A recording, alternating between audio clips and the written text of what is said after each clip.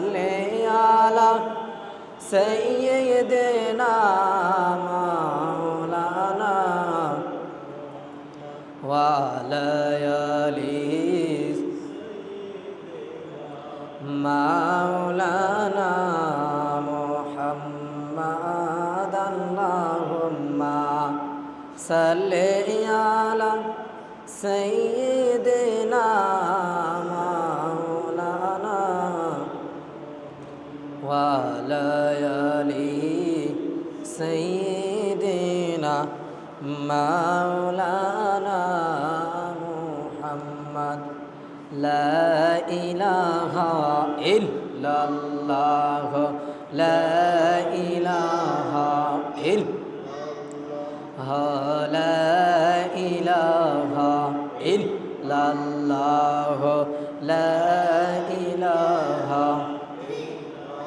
ভালো লাগে লা ইলাহা ইল্লাল্লাহ লা ইলাহা লা ইলাহা ইল্লাল্লাহ লা ইলাহা ইল্লাল্লাহ লা ইলাহা ইল্লাল্লাহ লা ইলাহা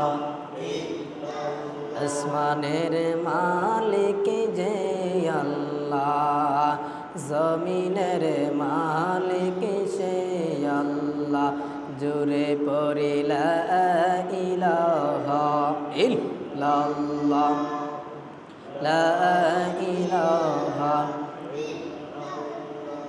লা ইলাহা ইল্লাল্লাহ মুহাম্মাদুর রাসূলুল্লাহ সাল্লাল্লাহু আলাইহি ওয়াসাল্লাম। একটা জবান বন্ধ রাখবেন না, সবাই জবানটা ছেড়ে বলেন না আল্লাহু আকবার, আর জবানটা খুলে বলেন না আলহামদুলিল্লাহ। যেহেতু আল্লাহ পাক রব্বুল আলামিনের অশেষ মেহেরবানিতে আজকের এই ইয়াউমুল জুমআর দিন আল্লাহর ঘর মসজিদের মধ্যে, জুমার ঘরের মধ্যে আমরা এসে উপস্থিত হতে পারলাম, এই জন্য সবাই জবান খুলে বলেন আলহামদুলিল্লাহ। আরও শুকরিয়া জানাই যে আল্লাহ পাক রব্বুল আলামিন আপনাকে আমাকে কোনো কাজের ব্যস্ততার মধ্যে না রেখে, অসুস্থতা না দিয়ে, হসপিটালের সিটের মধ্যে আমাদেরকে না রেখে সরাসরি আল্লাহর ঘর মসজিদের মধ্যে আমাদেরকে নিয়ে আসছেন এবং এমন একজন নবীর উম্মত হিসেবে দুনিয়ার মধ্যে আমাদেরকে প্রেরণ করেছেন। ওই আহকায়ে মাওলা তাজদারে মদিনা, দুজাহানের বাদশাহ, নূর নবী, কামলিওয়ালা নবী হযরত মুহাম্মদ সাল্লাল্লাহু আলাইহি ওয়াসাল্লামের উপর লাখ কোটি দুরূদ ও সালাম পেশ করতেছি এবং আমার পক্ষ হতে আবারও আপনাদেরকে সালাম জানাচ্ছি। আসসালামু আলাইকুম ওয়া রাহমাতুল্লাহি ওয়া বারাকাতুহু।